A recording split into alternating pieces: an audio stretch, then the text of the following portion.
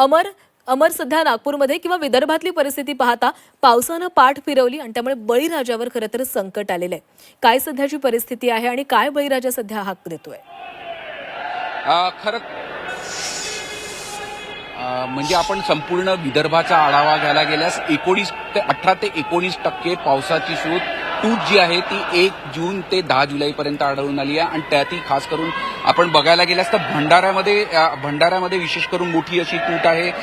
त्याचबरोबर वाशिममध्ये 29% आहे आणि गडचिरोलीमध्ये तर तब्बल 46% मान्सूनच्या पावसाची तूट आहे. कमी प्रमाणात पाऊस झालेला आहे आणि याशिवाय नागपूर जिल्ह्यात सुद्धा बघायला गेला तर 12% मान्सूनच्या पावसाची तूट आहे. यंदा एकूणच चित्र पाहिलं एक तर मान्सून जो आहे तो उशिराने दाखल आला, त्यामुळे शेतकरी पहिलेपासून अगोदरपासूनच चिंतेत होते आणि त्याच्यातही जो पाऊस आला, एकीकडे मुंबई आणि पुणे परिसरामध्ये मुसळधार असा पाऊस झाला, मोठ्या पावसाची बरसात झाली, अनेक ठिकाणी पूरजन्य परिस्थिती निर्माण झाली, तर विदर्भात खास करून पूर्व विदर्भात मात्र ही पावसाची तूट मोठ्या प्रमाणात आढळून आली आणि त्यामुळे अजूनही शेतकरी चिंतेत आहे. एक पावसाच्या प्रतीक्षेत अजूनही आहे. म्हणजे त्यामुळे एकूणच परिस्थिती आहे ती शेतकऱ्यांच्या दृष्टीने मोठी अशी गंभीर आहे.